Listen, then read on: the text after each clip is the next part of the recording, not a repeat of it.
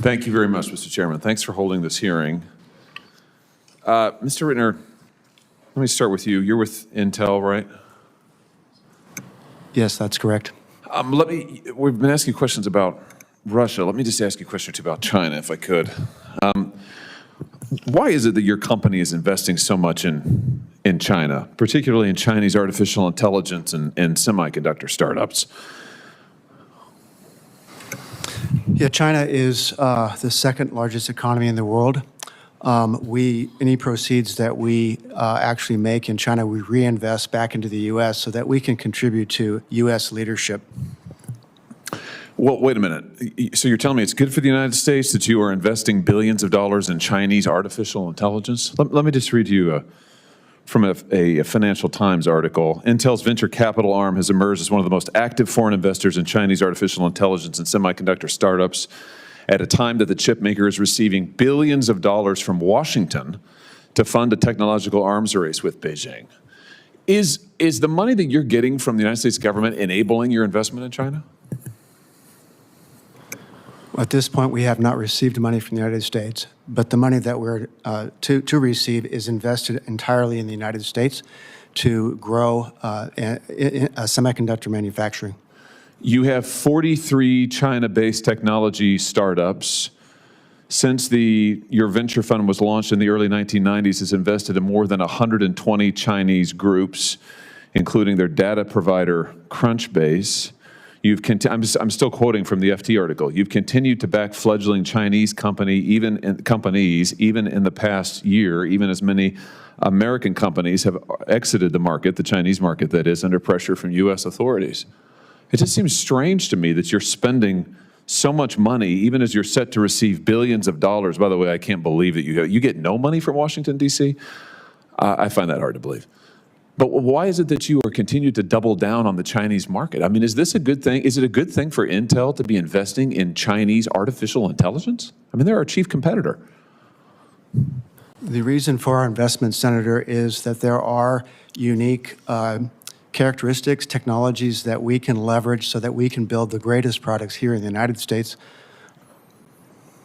Well, yeah, I have no doubt that you're able to turn a significant profit off of what you invest in China, but how that benefits inures to the benefit of the United States is opaque to me, not clear to me. What about your relationship with your suppliers in Xinjiang and Uyghur forced labor? Do you condemn the forced labor that the Chinese government and its suppliers use? I think maybe your mic's off. I'm sorry, Senator. That particular question, I would leave that answer to the experts. I'm not an expert on that. Well, wait a minute. You're not an expert on whether or not there's forced labor in China? Correct. Well, wait a minute. You're not willing to say here today that the Chinese are exploiting the Uyghurs?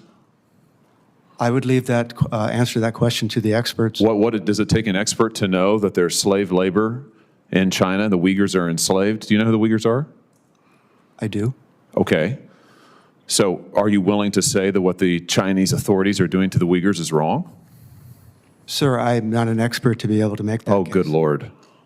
I can't believe you're saying this. And, you know, what's alarming about this is your company did the same thing. In December 2021, you issued a letter to your suppliers saying that the company is required to ensure our supply chain does not use any labor or source goods or services from the Xinjiang region. But then you apologize for it a week later on Chinese social media, saying that that letter was only written to comply with U.S. law. And now you're telling me you don't have a stance on it at all. Is that really your position? Senator, I'm not in a position to make that statement. You're not in a position to condemn forced labor in China?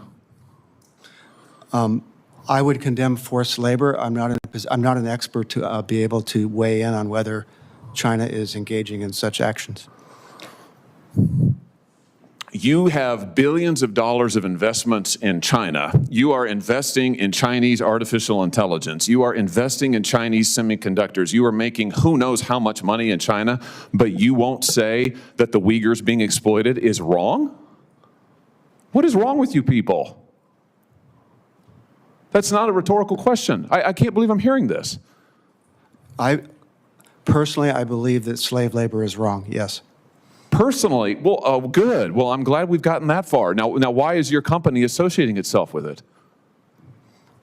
I am not aware that my company is associated with it. I cannot believe that we are sitting here having this conversation. I cannot believe that it is not easy for you to say that Intel will have nothing to do with forced labor and what the Chinese government is doing to the Uyghurs, a religious minority who are enslaved as we sit here and speak today. I can't believe that you won't just clearly say that's wrong, we condemn it, we will have nothing to do with it. This is astounding. Senator, we do not support or tolerate our products being used in forced labor, slave labor, or child labor. Yeah, but you just sat here and said that you don't have any idea if it's really going on in China. But I'm not an expert in that. It doesn't take an expert. It doesn't, everybody knows that this is the truth, right? I mean, would you give me the same answer about the Holocaust? Do you have to be an expert in that to know that it was wrong and that it happened? I mean, good Lord. I just have to tell you, I can't believe the U.S. government give you any money if this is what you're going to do with it and this is going to be the position of your company. Let me just ask you about one other thing while I have you here. Intel is laying off, 15,000 workers now in this new plan that you've just announced, or cost-saving plan for 2025. How many of those 15,000 workers are Americans? Senator, I don't have a number at this point of who's being laid off. I can tell you that laying off anybody is no easy decision. You considered all other ways of cost-cutting measures before you laid off the 15,000? Is that what you're telling me? We are facing economic headwinds, and it's to be able to make sure the company is efficient, operating efficiently. We are going through a downsizing moment. Did you think it was efficient to give your CEO a 45% pay increase year over year while you're cutting 15,000 jobs? Mr. What is it, Gelsinger, I think it is? He made $11.6 million in 2022. Now he's making $17 million. Is that an efficiency? I'm not an expert on his salary. Yeah. Well, you don't appear to be an expert on much, but I tell you what, it should not be hard to say that American jobs are important, American national security is important, and slave labor is wrong. And funding slave labor in China is absolutely an atrocity. Thank you, Mr. Chairman.